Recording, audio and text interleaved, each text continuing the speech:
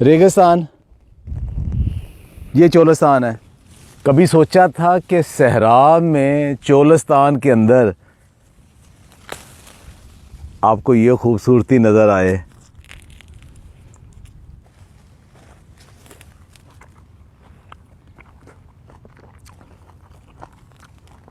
सुभान अल्लाह।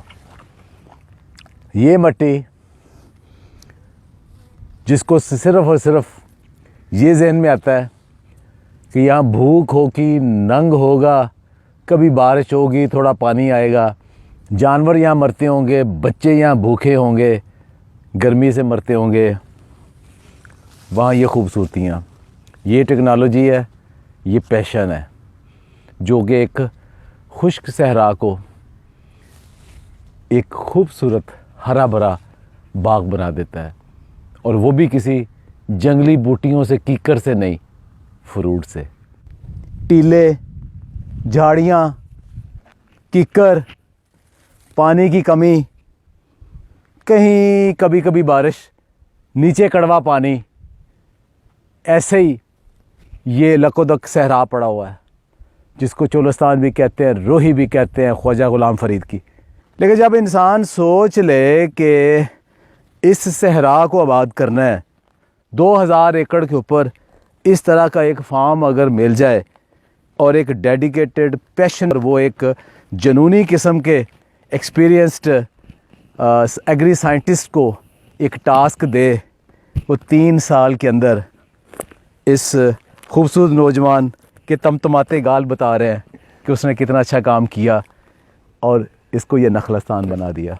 और 700 एकड़ के ऊपर 1 लाख पौधे लग चुके हैं। ये इंशाल्लाह करोड़ों का रेवेन्यू 1 साल में ये जनरेट करेंगे। आज से 3 साल पहले ये इलाका सिर्फ एक सहरा था, डेजर्ट था, कोई चीज़ यहाँ नहीं होती थी।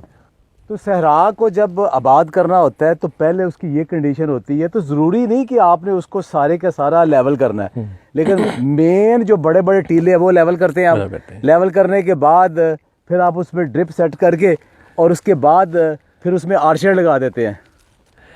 तरीका यही होता है कि हमने जो पैसा लगाना है ज़मीन की लेवलिंग पे, वो हम टेक्नोलॉजी पे लगाते हैं। इनोवेशन आती है, आपको एक डेजर्ट को आबाद करने में हेल्प मिलती है। और ये जब हम ड्रिप लगा लेते हैं, ये इस पे फिर हम पौधा लगा देते हैं। मैं बिल्कुल भी एक्सपेक्ट नहीं कर रहा था, लेकिन अल्लाह ने हिम्मत दी है और उनकी मदद शामिल हाल रही। और जो हमारे जो यहाँ के मालिक हैं, जो ऑल इन ऑल हैं, मेजर राशिद नसीम, उनकी डेडिकेशन है, उनका पेशेंस है और मेरी टीम का सब वर्क है। मेरा गोल ये था कि 3 साल बाद हम लोग ऐसे बन जाएं कि हमारे पूरे साल में 12 महीने कोई ना कोई फल हो। ये टोटल 2500 एकड़ पे मुहित एक फार्म है और सारा डेजर्ट पे है ये आबाद। अब पूरे साल हमारे पे 12 महीने फल होगा, चाहे वो किन्नू की शक्ल में हो, चाहे वो अंजीर की शक्ल में हो, चाहे वो बेर की शक्ल में हो, खजूर की शक्ल में हो, या वो मीठे की शक्ल में हो, या वो ग्रेपफ्रूट की शक्ल में।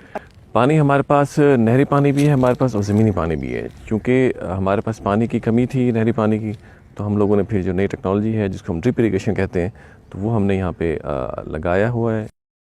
अच्छा, ये आधे से ज़्यादा फार्म जो है ना वो अभी भी इस कंडीशन में पड़ा हुआ है, इसको भी बात करना है। बिल्कुल आबाद करना है हमने, और आबाद हम करेंगे अपने रिसोर्सेज से। पहले रिसोर्सेज हमने हायर किए, लोगों की ट्रेनिंग की है, सब कुछ किया। अब हमारे ही लोग ट्रेन हो चुके हैं लोकल। इसका मतलब है कि 700 एकड़ आपने आबाद कर लिया, उसकी कमाई से अब आपने जो बाकी का है, जो बाकी का आपका 1300 एकड़ अभी पड़ा है, तो 1300 एकड़ भी आप आबाद कर लेंगे। तो अगले 10 साल बाद आप देख रहे हैं कि ये पूरा 2000 एकड़ फुल ग्रीन होगा।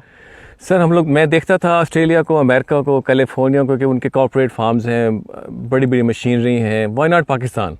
तो पाकिस्तान में होने जा रहा है इंशाल्लाह। और आप देख रहे हैं भी इंशाल्लाह आने वाले 10 साल दूर भी नहीं है, आपको 2-3 साल में इंशाल्लाह वो फीलिंग आएगी, इंशाल्लाह नज़र आएगा आपको कि यहाँ पे भी हो सकता है। तो आप कोई फॉरेनर जो एक्सपर्ट है वो हायर करते हैं या खुद ही सारा कुछ करते हैं? सर हमारे पास, मेरे पास जो मेरी यूनिवर्सिटी है, आप हैं, और जो आपके अलावा जो मेरे टीचर्स हैं उनसे मैं गाइडेंस लेता हूँ, क्योंकि उनका एक्सपोजर है सबका इंटरनेशनली। तो हमने लोकल अपने जो फैकल्टी है उससे मैं ज़्यादा डिस्कस करता हूँ और उनकी एक्सपर्टीज़ को हम लोग फिर फील्ड में एग्जीक्यूट करते हैं। तो मेरे ख्याल से अगर फॉरेनर आते हैं तो वो सर्टेन टाइम के लिए आते हैं, उनको हमारी कंडीशंस का नहीं पता। तो जो आप लोग हैं, लोकल्स हैं, तो आपको कंडीशन का ज़्यादा बेहतर पता है। तो कौन कहता है कि सिर्फ गैर मुल्की आके यहाँ पे काम करते हैं, लोकल काम नहीं कर सकते? ये आपके सामने एक एग्जाम्पल है, पाकिस्तान की सबसे बड़ी एग्जाम्पल है। एक सिंगल हैंडेडली एक नौजवान ने, एक एग्री ग्रेजुएट ने, आसिफ रियाज ने एक आपके सामने काम करके दिखाया है, जिसको कंपनियां तक छोड़ चुकी थी। लेकिन उस शख्स की डेडिकेशन, मेहनत और टेक्निकल जो नो-हाउ था, उसकी वजह से ये एक सहरा जो था ना, उसको हमने आबाद कर लिया। तो आए इस सारे सहरा को हरा भरा कर दें। Hello doctor Basra, how are you enjoying?